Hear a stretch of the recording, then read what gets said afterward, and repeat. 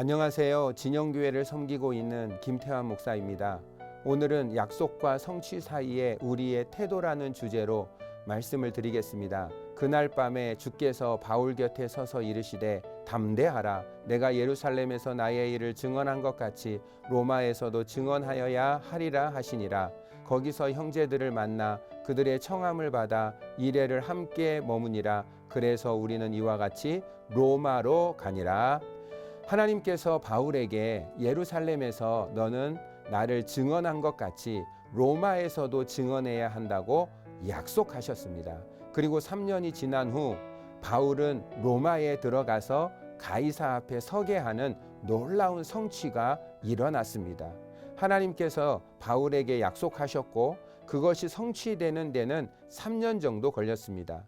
약속하신 때에 바로 그때에 성취된 것입니다. 그런데 하나님께서 이스라엘에게도 가나안 땅을 약속하셨습니다. 그런데 그것을 성취하는 데는 40년이 더 걸렸습니다. 하나님의 약속과 성취에는 과정과 단계와 기간이 있습니다.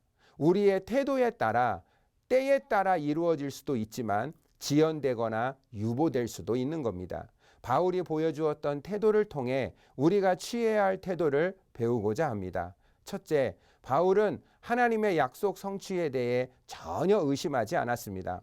바울이 로마로 가리라는 약속을 받고 로마로 도착한 성취 사이에 일어난 일을 살펴보면 바울의 믿음이 흔들릴 만한 일들이 참 많았습니다. 그러나 바울은 사도행전 27장 25절에 이렇게 고백합니다. 그러므로 여러분이여 안심하라. 나는 내게 말씀하신 그대로 되리라고 하나님을 믿노라 라고 말합니다.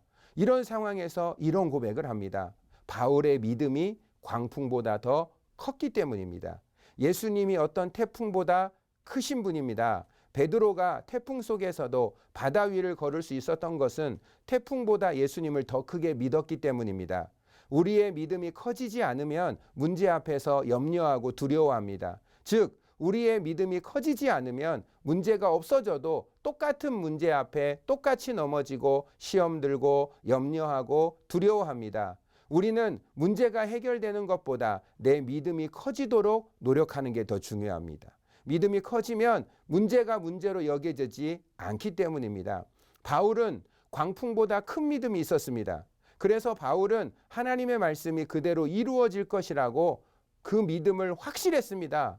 둘째, 예수님을 날마다 만나는 태도가 필요합니다.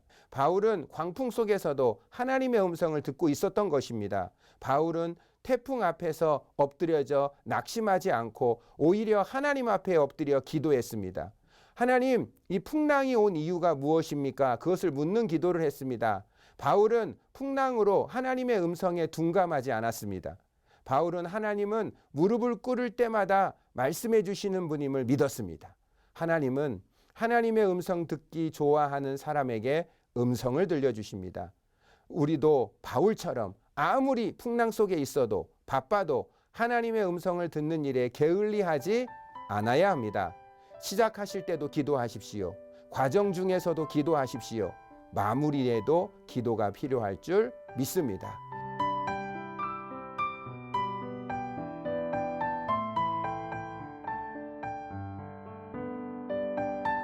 셋째는 로마에서 할 일을 지금 하면서 살아야 합니다. 바울의 목적은 무엇입니까? 로마에서 복음을 전하는 것입니다. 그래서 바울은 로마에 가기 전 지금도 복음을 전해야 한다고 생각합니다. 내가 예루살렘에서나 로마에서나 복음을 전하는 것인데 로마로 가는 도중에도 복음을 전해야 된다고 생각했습니다. 그래서 바울은 배 안에서 275명을 전도했습니다. 배가 로마라고 생각했기 때문입니다.